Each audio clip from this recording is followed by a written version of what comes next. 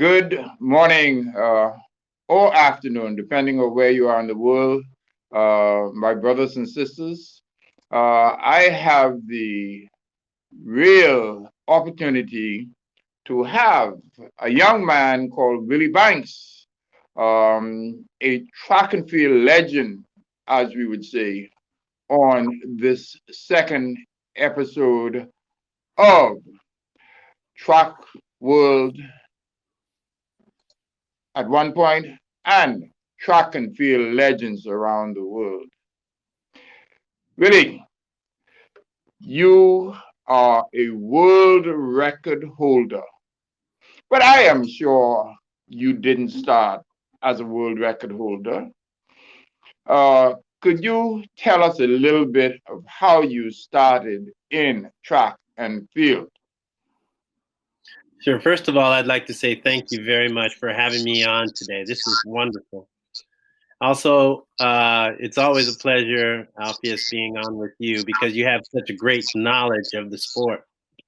I want to correct you, except that I am not currently the world record holder. That mantle is still held by the famous Jonathan Edwards from the UK. Former world record holder. Thank you. Yes. Former world record holder, Willie Banks. And it's sad because I went through and I just Googled the top triple jumpers of all times. And I was not listed on in Google. Listed on that? I was not. I was so surprised. But you know what? As you get older, you learn that younger people will always wind up surpassing no matter what goal you set, and which is great. Really, I am. Really, let me say one thing. In life, if the people who come after you don't do better than you, something is wrong. Exactly. But guess what? Jesse Owens does not have any world records now, but he had, and he would be remembered, and so will you be remembered, my brother. But tell us a little bit about your start in track and field. Sure. Well, in the United States, track and field is actually a school sport, and everyone participates pretty much in the beginning through school. There are now clubs for athletics, but most of when I grew up was about performing in school. And so I started, my first competition was my 6th grade, and it was just the first time I'd ever competed, and I had such a great time. I wanted to continue. After that, in junior high school, there was a high jumper from the high school who came to my junior high and showed us how to high jump, and I was so impressed with him. His name, he was one of the very first high schoolers ever to jump over I think it was 215. His name is Jerry Culp. And I was so impressed. I said, I want to be like that guy. I want to be just like him. And then I became a triple jumper my junior year in high school when they introduced the sport. And it was like God had created an event just for me. And it just suited me so well. And from then on, I was a triple jumper. Let me tell you a little bit about my start in the triple jump. I started in performing in December of that would have been 1960. Wow! I was 4. And I had the opportunity of seeing somebody. We went to get our bicycles licensed. You needed to get bicycles licensed in those days. And it was right near a big, we call it the fort. You would have passed there by the fish fry and all of that. And this fellow was there licensing his bicycle. He asked if we know how to triple jump. We said, no. Say, would you want me to teach you? And he went right over to the competition area and we learned the triple jump. And he happens to be, his name is Michael Major, passed now, but he happens to be a cousin of the great Charlie Major, who had a track named after him at St. Bonaventure. So that's how I started with the triple jump, and that was it. But go ahead, university. Fantastic story. I went on to UCLA to compete, and I had success very early on in setting a junior national record of 1688, and eventually over 17 meters. Then I set a national record in 1981 and set the world record in 1985. So it was a great career for me. Okay. Now, the world record in where was that done? It was actually set at the national championships in Indianapolis, Indiana, in the United States, and it was a wonderful day for me. Okay. So you didn't improve that world record at any time? So in 1985, I did set. I set several national records, and I set the world record at that championship. I had a few wind-aided marks beyond the 1797 mark that was the world record. But as you know, they may win events, but they are not considered for world records if it's wind aided. So my best mark, including wind aided, was 1820.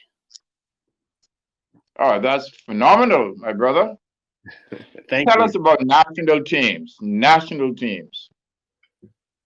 So I made, gosh, I can't even count the number of national teams that I made. What was your first one? What was your first one? My And where first, did you go? Yes. probably my first national team was the university games, and I believe I went to Bulgaria. Oh, Yeah, and not competed there, Moscow. Yes. and it was in the 70s. And then I went to I made the first they didn't have world championships then back before 1983 Three. Helsinki. 1983. So I made a world. Well, there was the World University Games. I was 2 or 3 times. I won in Mexico City, and then I went What to year was Mexico? What year was Mexico City for that university Mexico game? City. I think was 79. Oh, 79. guess what? Guess what else happened at that event? That was Pietro Mania, his world record. The Italian, yes, yes. Yep. Yeah. And you also had the World Cup in Montreal that same year. Yes. And I spent a day of my honeymoon in Montreal, seeing all those great athletes this was the second World Cup. But go ahead, Willie. So I think the ones that stand out most was making the national team for each year from 1977 through 1992. It was just a long and fun career for me. What made it that? I think the most important thing for me was that when I jumped, I like to have fun, and eventually in 1981, this thing called the clap for track and field started, and it all started because I felt like I wasn't going to be having much fun in track and field, and I felt that it was time for me to kind of retire because it wasn't enjoyable to triple jump, even though I had set a national record and I had jumped further than anyone that year. I just thought because they weren't having the competition in Europe, that the sport was no longer friendly to me. So as I was jumping in this one and only meet that had the triple jump in Europe, they I just started listening to my music and enjoyed the day, and decided, if this was going to be the last competition, I was just going to have fun. And so that's what I did. And all the while there were people watching me, and kind of synergistically, they just started following my antics, and they started clapping each time I got up to the run to start doing the triple jump. And there was a longer story, but to cut it short, the clap. Yep, the clap just followed me everywhere I went, uh, from from that day in Stockholm in 1981 until my career ended, and it went on after I left. Nowadays, you see a lot of people starting the clap before they compete, and I really appreciate that every time I watch it, the young people. Well, tell me about life after track and field competition. So I was very much involved in athletic governance, and I got involved particularly because I felt that in 1980, when we boycotted the Olympic Games, the United States led a boycott against the Moscow Olympic Games. I thought it was unfair, and that if I wanted to make changes in how athletics was going to be run, I needed to get involved. So I did, and I got involved at the local level, and then I got involved at the national level with my sport. And I eventually became a vice president for the Athletics Congress, and I went on. Who was the president at that time, Willie? You could remember. The president at that time was a gentleman called named uh, Jimmy Carnes, and he's the one who At the started a University of Florida. University of Florida coach that eventually went on to start Athletic Attic. It was a sporting goods uh, Yes. company, big sporting goods company. So it was great. It was, under him, and then went on to be on the board of directors, and I continued to be on the board of directors, and eventually I was elected by the United States to be on the council for World Athletics, and I won last year. Well, at being a council member Hmm. of World Athletics, what were your dreams and how did you campaign? Number one, My you have dreams to campaign. My dreams was to make athletics a big sport all around the world, to change the philosophy of the sport, because for so long our sport has been one of statistics. And I learned as a triple jumper way back in 1981 that really sport is about entertaining. Because if you don't have people who want to come and see what you do, then all it is just a competition. It's not sport. Sport is meant for people to watch. Competition is between me and you, but sport is for the audience to watch. So I made it my platform to talk about changing the sport, making the sport more professional, getting more people interested in watching, and educating our athletes on what it means to be a professional athlete rather than quote unquote an amateur athlete, not relying on just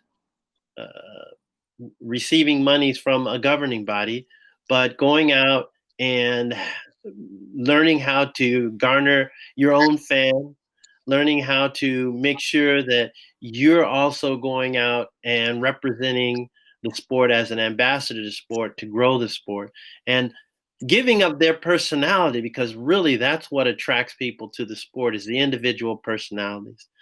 I've learned, though, while being on the council for World Athletics, that it takes even more than that. that not every country is like the United States, where great athletes are driving the sport. In some, in a lot of member federations, the important thing is for us to understand that you know our sport is all about health, fitness. It's about making a stronger and more healthier society for each and every country that adheres to the athletic ideals. So that's something that I've had to add to my vision of the world of athletics.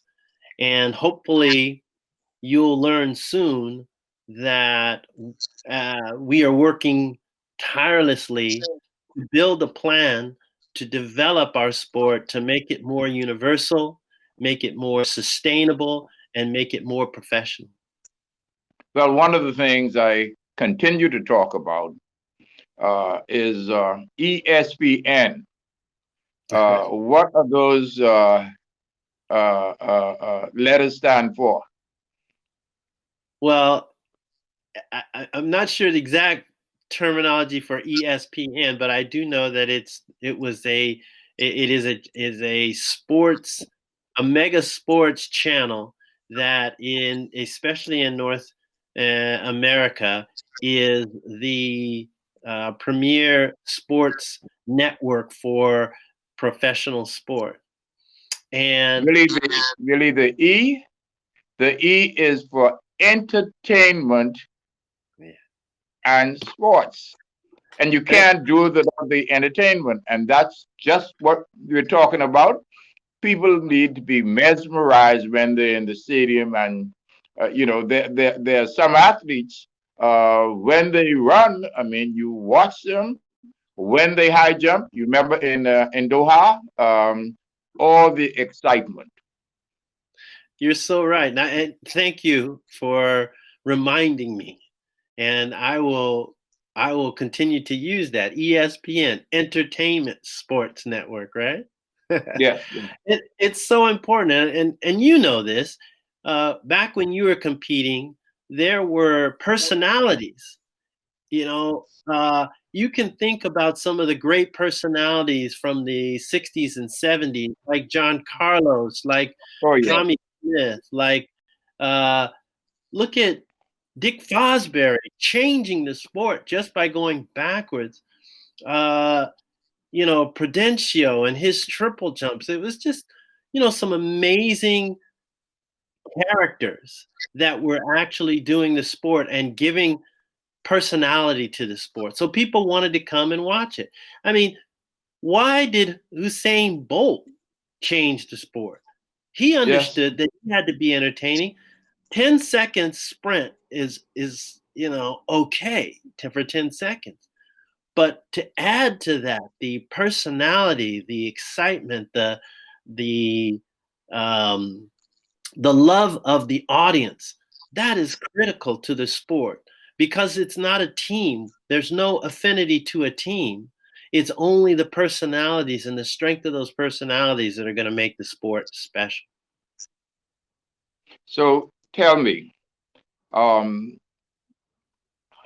you have other plans that there's no reason for you to be unveiling them here.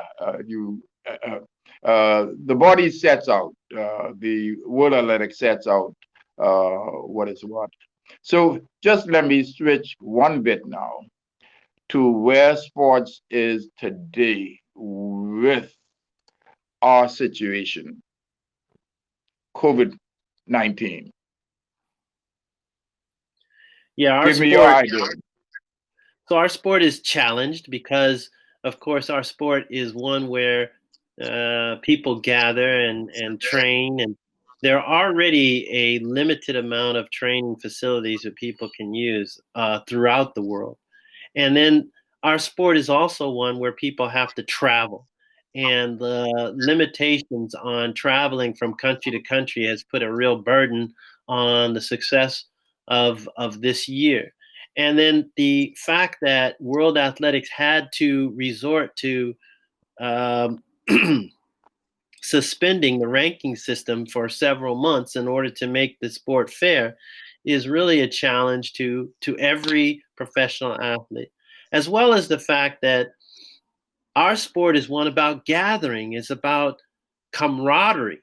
It's not about, pushing and shoving and wrestling. It's about camaraderie and helping one another improve. So the fact that we are limited in our ability to get together to work with one another is really putting a strain on the sport. However, I do see that there are a lot of instances where we are making new changes. Virtual athletics, virtual runs, those things are really taking off. And they're setting kind of a new paradigm for the sport. Because this sport is worldwide, our ability to utilize a virtual platform to have quote unquote virtual competitions is just amazing. I can compete with someone around the world, halfway around the world. I can be seen by millions of people online, competing virtually. The fact that we had so much success with our virtual worldwide competitions, where you're holding an event in the United States, in Europe, and in Asia, all at the same time on television, was phenomenal. So these new ideas are the pandemic is causing us to rethink the sport and is making us create new and innovative ways of presenting the entertainment of our sport. So whereas there are challenges, I see this as opportunities for us to think outside the box and create new and innovative ways to entertain the masses with the most basic and most interesting sport in the world, track and field. Really, really, you talked about camaraderie. How important is camaraderie in the sport? The athletes, the officials, whenever you travel, you wonder if this person is going to be here, the next person is going to be here. And when you see them, you get excited because it doesn't happen every day, but it's something that excites you. Talk about that, please. And tell me some of those athletes that you're mesmerized with also. All athletes have people who they look up to. Well, I'm a firm believer that the sport is one where we don't try to stop one another from doing well. We encourage each other to do well because we know that once a bar is set, it makes us all rise to that challenge. When I set the world record, it took 10 years, but then it was broken. And then people started jumping much further than I had. And it was amazing because such a long time I was like, in the top 3 best jumpers. Now I probably don't even crack the top 10. So it is amazing to me that how our sport works. Now, getting to your question exactly, you're right. When you go to a competition or when you go to a clinic, you're always looking for people, and it could be officials, it could be your competitors, because when you're together, you're just talking about what you love, and that is your sport, and that just makes everyone happy. And every time I go to a clinic, or if I go to a big assembly, I have a great time. People sit around, we tell those stories, and talk about the young people who are there competing. And then this morning, I had a great conversation with Christian Taylor, who is leading an athletes association that is helping to make our sport more professional.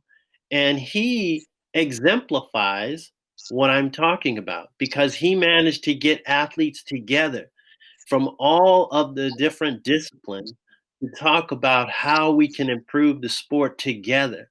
Yes. The point is that no one man has all the solutions.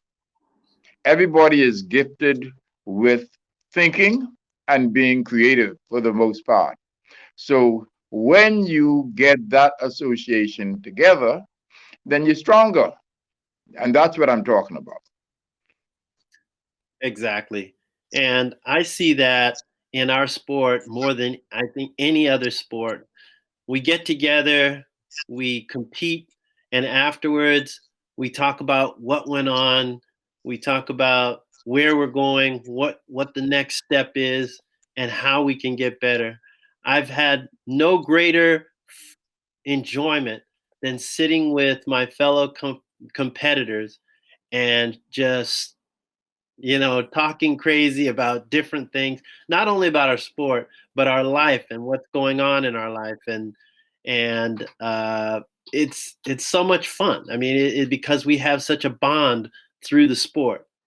The important thing about athletics is not not necessarily to compete, but it's to do your personal best.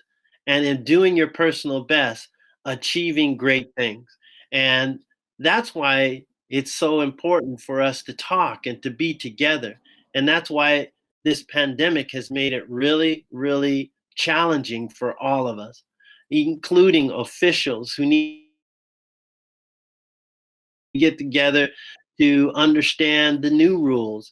There's a new rule coming into effect soon about the board, the size of the board, the plasticine, and how that is going to change the way the sport in triple jump and long jump is competed. So these things have to be talked about amongst the administrators and officials of our sport, just as it will be talked about amongst the athletes. Well, that is so good. Let me ask you about now what well your goals now, your immediate goals The immediate goals for my sport or the immediate goals for my life? for your life. Okay. We all have a life. Well, my immediate goal for my life, of course, is to continue to work hard for the sport, the World Athletics. I'm the chair of the working group for the World Plan, which is a plan from to from 2022 to 2030, and it encompasses all aspects of the sport, not just World Athletics, but the media, the fans, the partners, the sponsors, everything that affects our sport, the success of our sport, we will be trying to understand and build a plan so that the sport can grow and be more professional. So that's number one in terms of what I'm doing for World Athletics.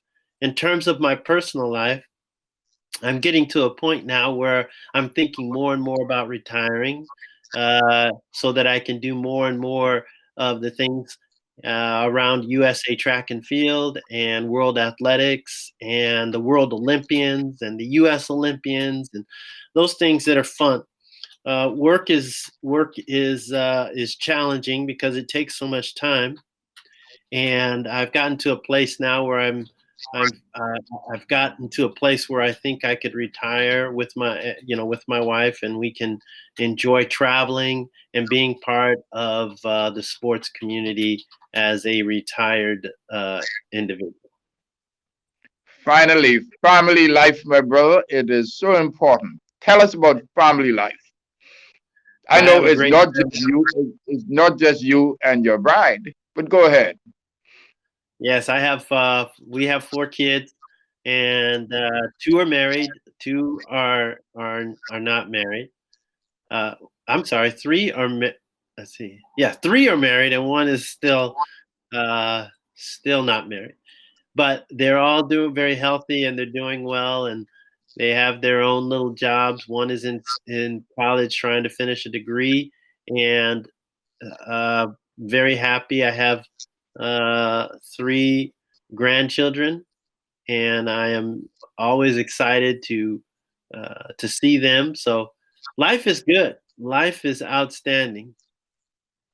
I always tell people this. I've been blessed in the triple jump, and I've been blessed in life. Thank you very much, Willie. And Thank you. we'll see you again. Thank you so much, Alpheus. This has been a lot of fun. I appreciate it. Thank you.